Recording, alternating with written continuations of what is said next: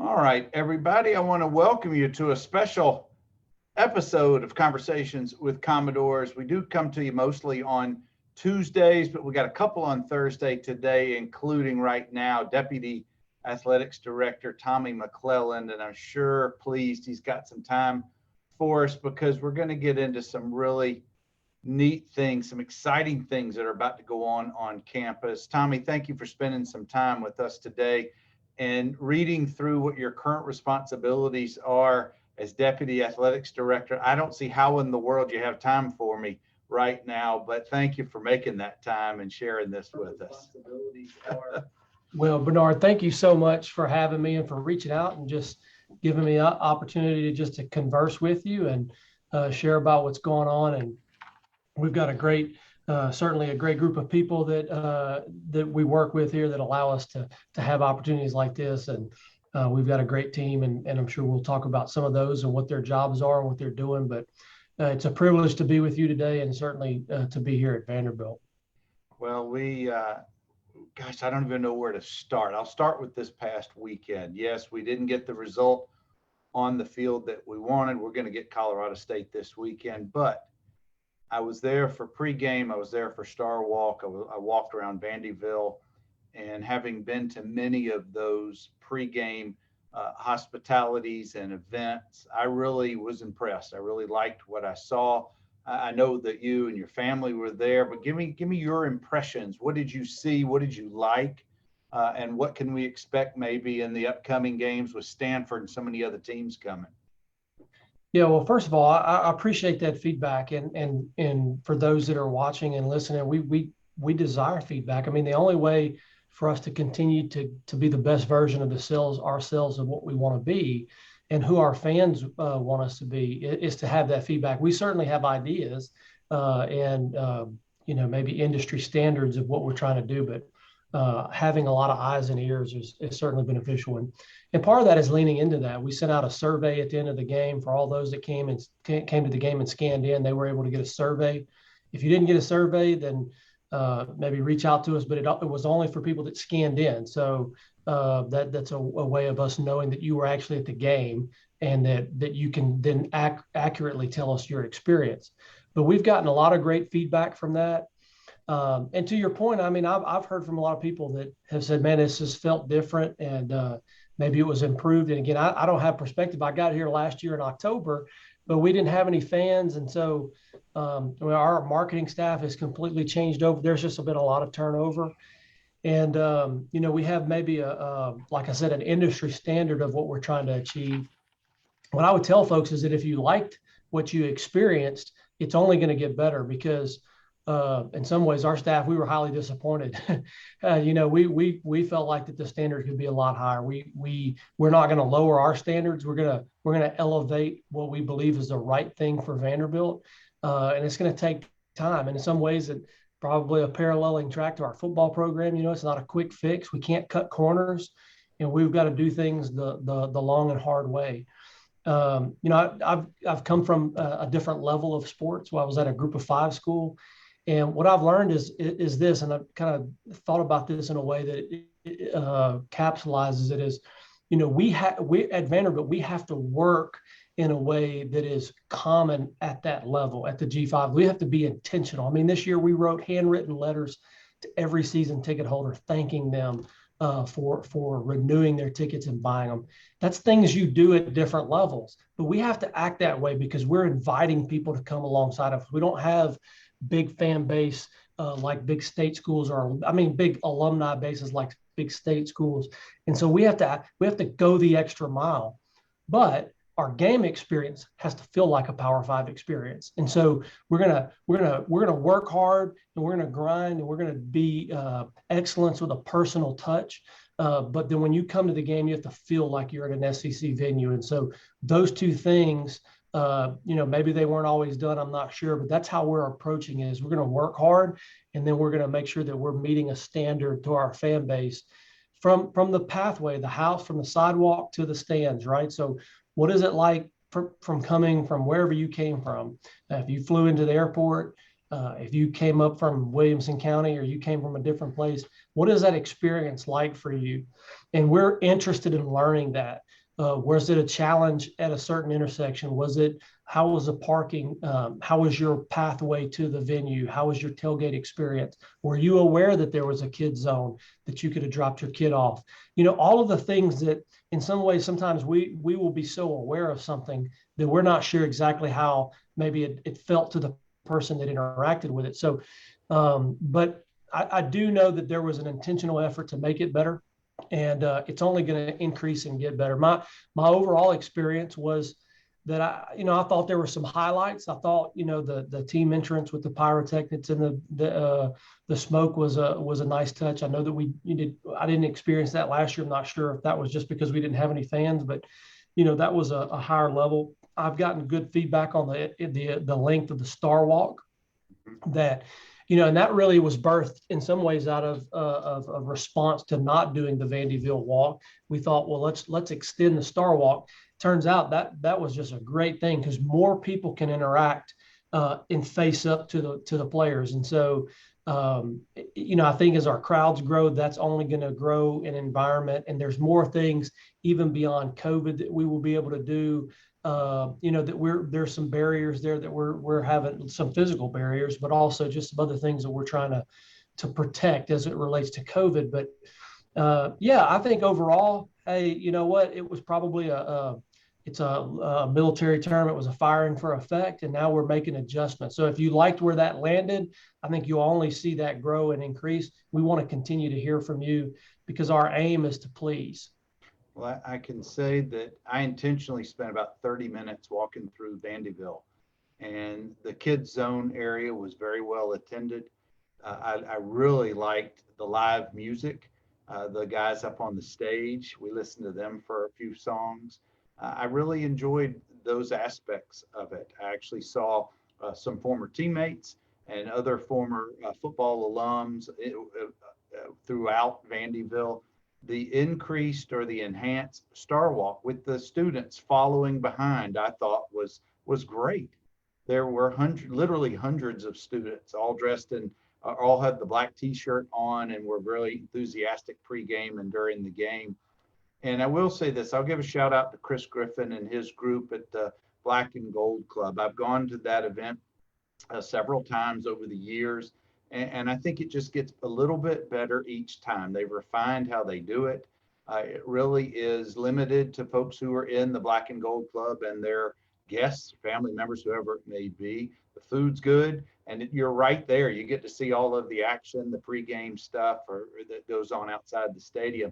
So I applaud all of those efforts. I just encourage other football alums and people who've been part of the program who are eligible to give it a try, to come, just show up. We really need a good crowd September 18th against Stanford and games beyond that. But Tommy, I want to kind of pivot a little bit. The big news that came out this spring, and then the even bigger news or the continued news that was in August was about VandyUnited and the campaign that's going on and the improvements all around the athletics facilities. Can you, I don't know how you can kind of tackle that in 10 minutes or 15 minutes, but I know if anybody who has all of your responsibilities and how well you've been intimately involved in this, maybe you can just give us some broad strokes. And then I want you to share with us how football alums, program alums, doesn't matter your sport, how can we get involved? How can we support the program even more than maybe in the past? Yeah. Well, so first of all, let's just take the wording VandyUnited. What we're labeling this capital campaign VandyUnited, but we're also using VandyUnited in context of that we're united behind Vanderbilt, right? So there's a play on both of those. The campaign is named that way so that people kind of rally around this and we improve our physical, facilities and those things. But it's also this concept that, that our football team, you'll see, is tweeting about the first soccer game and that they're united as one Vanderbilt. And then it's almost in some way a rallying cry. So I would encourage fans to use that as a way of saying, hey, I'm united with Vanderbilt. but it is what we have also labeled this capital campaign. So what we announced in March was a historical undertaking in the history of Vanderbilt athletics, an investment of $300 million going towards athletic facility improvements and other enhancements. And, the university is committed to this. We've had some major donor support that has come up as well. And so we're well on our way to that number of $300 million. And we've also, since March, which was part of the announcement, in March, we announced that we were with Populous, which is an architectural firm headquartered in Kansas City, but based all over the world. Actually, architectural firm that's on the Nashville SC team. And so they're working on that stadium here in our own city. It's a world-renowned company. And then when we provided the update, which were really more of a high-level location-based where these things would be, we also announced that we were partnering with Barton Mallow, which is going to be the construction company. And they've done some really, really great work in Nashville as well, but also recently with our football locker room renovation. They did a fantastic job on that. And so we have our team in place. We've got the Vanderbilt leadership team. We now have our contractor and our architect, and they are under contract, and they're working diligently on designing these buildings, creating cost estimates, and really kind of fleshing these things out. But what we showed in August was an aerial that represented an area in our north end zone, which would be just over, I guess, your left shoulder there in this picture behind you. Tommy, I don't mean to interrupt you. Man, you are high tech here. I like this, okay. Man. You give me some B-roll. But so right there, as you can see in the north end zone, that facility is the basketball operations facility. So if you were to hit play on there, it would continue to show the various the banners or indicators of where these things would be. And so it's not labeled right now on that one. So I can start. Yeah, there it goes. Move. So what you have on the south end zone. I'll start over. It's only 30 seconds. There you go. And when you get to the end, I think it should have all of them, and you can kind of pause it. But so what you have right there is a football operations and an indoor facility. That indoor facility would be where the current turf football outdoor practice field is, and then a reimagined or a new McGugin, if you will.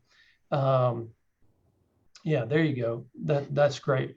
And so, McGugin is a building that has morphed and grown and modified over the years. And so how can we streamline that? How can we clean that up? How can we expand it? And how can we modernize that? It's functionally, it's a really great building because it houses everything. It's a central hub, which, in this day and age, I still love the concept of being able to have interaction or core areas where student athletes and staff and coaches can hub and intersect. And it's not 100%. We obviously have baseball that has their own facility, and basketball, which is primary over in Memorial Gym, and then we'll have their own facility. But if a student athlete wants to encounter something in student services and academics or compliance or nutrition, that occurs in McGugin now. And so how do we continue to keep those synergies, which I think are vital to culture and an athletic department? And certainly Candace, that's something that she's very passionate about as well as we build these things. But anyway, what you see there is an expanded or a new McGugin with a football operations facility and a new indoor. And then on the south end is an area where we would remove seats and then bring back a physical building, if you will, that has premium, an area that inside there would be a nutrition center, which would be kind of the new Hendricks facility, if you will, for all student athletes. On game days, obviously, that would be part of what it would be a club level experience for fans that have purchased in that area. So again, not unlike anything you've seen across the country, right? If you go to other places or go to major league teams or professional teams, certainly in this town. So those type of high level amenities in this space, but also a space that serves, it doesn't just sit dormant for the rest of the year. It serves our student athlete population for all but 7 games or those 7 days. it's a hub. It's a vibrant place that is interactive in a hub. And then on the north end is the basketball operations center, and this would be really one of the better basketball operations centers in the country for both men and women's basketball. Have their practice courts, their offices, their locker rooms, all those amenities that they need, connective back to Memorial. Just gives us great spacing there. But as you can imagine, when you design a building like that so close in proximity to the viewing of a football facility, it would be a waste not to tap into that backside of that facility, if you will, that interacts with football. So what you gain there is some additional North End Zone Stadium premium seating opportunities that would then interface with your field. So now you kind of have this, it would ultimately becomes a bowl effect where you take the horseshoe and you're in essence bowling it in, not necessarily in traditional seats, but bowling it in a way where some higher end premium as it relates to football, and then servicing our basketball programs in a way that they need to be served long term. Wow. That just in concept, that sounds so amazing. Is there a timetable that's been put in place yet? Yeah, as you can imagine, $300 million is a lot of construction. And as you can see that, what is a great challenge is also a great opportunity. And is that these things are all very close to each other. And, it would be very difficult. I can't completely speak on this, but it would be very difficult, not necessarily impossible, to try to do all this at one time. Right. Your bandwidth and your capacity. We have student athletes that we have to serve. We've got to make sure that they're getting dining services, that they're getting study halls, that they have a weight room. So there will be some level of phasing that occurs here, but it's one if you think of it as like this VandyUnited 300 million is really one phase, but it doesn't mean that it's all built at one exact same time, because that's a very difficult thing to achieve.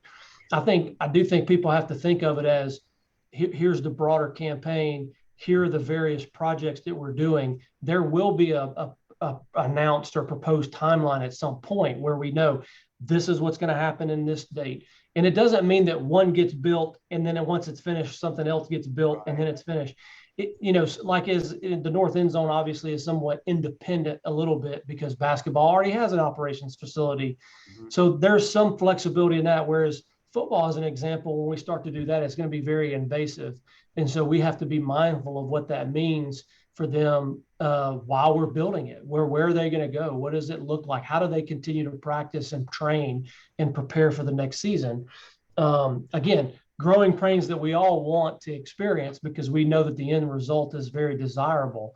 But I think people have to think of it as here's the big project, and then over a series of time, it's going to happen. But again, not to the point of one gets done, stops, another one gets done. It's really more of just a continuous effort over a period of time. But when you look up in 3, 4, 5 years and these things are done, whatever that time period looks like, I don't know that yet. I mean, it's completely radically transforming the Vanderbilt athletic campus. And it's so exciting to think about how this is going to benefit our student athletes, how this is going to enhance the fan experience, how this is going to help us in recruiting. It's just a tremendous opportunity and a point in time in Vanderbilt athletics where we all wish that we could snap our fingers and these things would be done. There's a journey that's ahead of us, but the end result is going to be one that's highly rewarding for everyone involved. It really looks just so exciting for all sports that are going to be impacted by this. Now, one of the things that I had heard is that ultimately Jess Neely, that stretch between the McGugan and the fields, is that ultimately going to become just pedestrian, or is that just something that is just talk right now? Yeah, I think at this point it certainly is being discussed. It's not anything that's been approved. That is a street. It's not. There's more to it than just us deciding that, right? There's planning street. I mean, you're if I remember correctly, you're an attorney. Is that right? Most days. Yeah. Yeah, most days. So you can understand there's a lot of bureaucracy in just eliminating a street. I think we can all recognize that if it were a pedestrian pathway, what it would do to that area. So certainly being discussed at this point, not anything that is, approved or done, or even know if it can be, but desired for sure. Well, Coach Lee on this show has made it very clear, not just on this show, but in many interviews that he's given since his tenure has begun, is that for former players, former individuals who've been involved with the program in years past, this is our program. And he invites everybody to come back, to come view McGugan, come to practice, spend time with him, just get involved. Whereas in the past administrations, it hasn't necessarily felt that way or been that way. So I certainly applaud that approach that you guys are taking right now.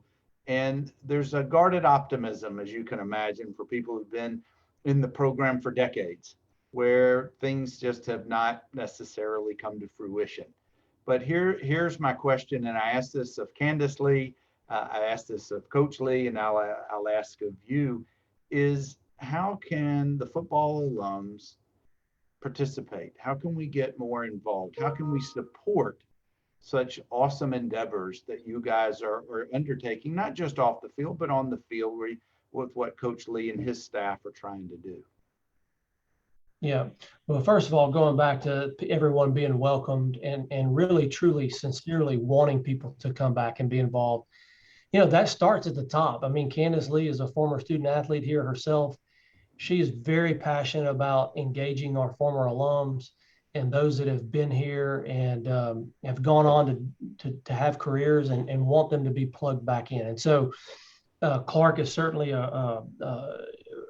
feels the same way. He's a reflection of that, but it does start at the top. And so any vibe that feels different is because Candace desires for that to happen as well. And so I'm excited about it. And those aren't empty and hollow words. I've seen it in action with them. How can you get involved? I think of it in there's various ways, right? For a football alum, which I'm a football alum, not of this university, but I'm a football alum, so I can have that perspective on what it means. What does it mean? What would you want from me? How would you want me to support my alma mater, right? Like if I'm in your shoes in a different way. But so the pitch to former alums would be, one, I mean, come to games. If you're in proximity and you can buy season tickets, listen, there's no greater feeling. We all know that if you've played, than to run out to a stadium full of people that are there to pull for you and cheering for you. There's no worse feeling than when they're not there. So I appeal to all. And if you think, well, I live out of town, I can't go to all the games. We have developed a program now where we will donate those tickets to military. We will donate those tickets to Boys and Girls Club. We donate those tickets to programs in need or, 501c3s in the area. So really, if you want people to sit in a seat that you have purchased, even if you can't come to all, we have a mechanism to get those into the hands of people that will use them, not just go void. So and we'll root for the home team. And we'll root for the home team. Correct. But we have that mechanism. And so I want people to know that is in its most simplistic form, buying a season ticket is a very, very true and sincere way of supporting our program. The second thing would be, to be a member of the NCC. Now, you can be a member of the NCC through the Gridiron Club as a way that supports football directly. That is something that Coach Lee is going to need as he develops further needs. These are not like bigger, huge ticket items. These are things that maybe live outside of his budget that allow him to do above and beyond what is required. And so, I would say to be a part of that. And then the third thing right now would be to think about how you could help be involved in Vandy United. I mean, the reality is yes, there are in every organization that I've been a part of, there are going to be donors at the top of the pyramid. But if you don't have a bottom of the pyramid or a middle of the pyramid or a top level of the pyramid, it still is not going to happen. And so there is no dollar too insignificant towards that effort. And so I would challenge all of our alums, all of our football alums to think of things in those three ways. How can I buy season tickets? How can I get involved and come to games and re-engage? How can I be an annual fund contributor that would support football and the greater Vanderbilt athletics community? And then how can I think about being a part of what will wind up being the most significant facility improvement plan in the history of Vanderbilt athletics? And it doesn't matter the amount, because you will be a part of something and we need that support. So I would say that those three things, and then just in general, speak well, help spread the word, buy merchandise, wear your Vandy gear. I know that, we don't like to lose, and sometimes it makes it hard, but that's when you got to lean into it. And that's when you've got to really know that, man, these guys are working hard. I've been to practice this week and had meetings with Coach Lee, and I mean, they are working so hard to get this program to where it needs to be. It's not gonna happen overnight. There may be moments of great victory. There may be moments that we feel like we're not there yet. But I can assure you, just like a rising stock over time, there will be days that is up, days that is down. But we want to draw a string line from where we started to where we are in the future, and there will be growth. And so just encourage everybody to hang in there and continue to support these kids and these student athletes and our coaches. It's so important to do just the bare minimum. Anything that you can do, and this is my challenge, and I say this almost every week, get involved. Don't sit on the sidelines and grouse about it. This is not the same regimes and administrations in the past. If you're going to support the program, support the program. We're not going to win every game. We're not going to win many games this year. But I really appreciate the foundation that's being built, the change in the culture from inside Magoogan as well as outside. I'm a season ticket holder, and I make this offer to anybody who wants to come to a game, doesn't have tickets. I can't make all the games. Just contact me privately and we can talk about, I'll get you my tickets. No problem. No charge. The other thing is, I've had Cody Markell on the program in the past, and you guys know that he founded and helped start Turner's Heroes. Some of my tickets are going to go to support that program. So anything you can do to help support within only helps with what everybody sounds like that they're doing at Jess Neely. Mr. McClelland, I can't thank you enough for spending some time with us this afternoon, just sharing a little bit more of the vision that's going on within the athletics department, the exciting announcements, the new facilities that will be built over time. I certainly applaud all of those efforts, and I thank you for what you're doing. Yeah, well, I appreciate you, and thank you for giving me the opportunity just to visit. It's enjoyable. I mean, I get to go to work every day and work to help build something special, and it's going to take time. It's going to take a lot of people. Everyone has a role in where we go and how they can contribute towards that success. And so it's not just incumbent upon one person to do that. It takes all of us collectively moving in the right direction through the good and the bad. So I appreciate everybody, and I'm really grateful for the opportunity to speak to you today. And you've got football alums from different decades watching, just so you know. Got Jim Arnold, David Kropp, OJ Fleming, and several more. So thank you guys for spending some time with us. Yeah. And just continue. Anchor down. Anchor down.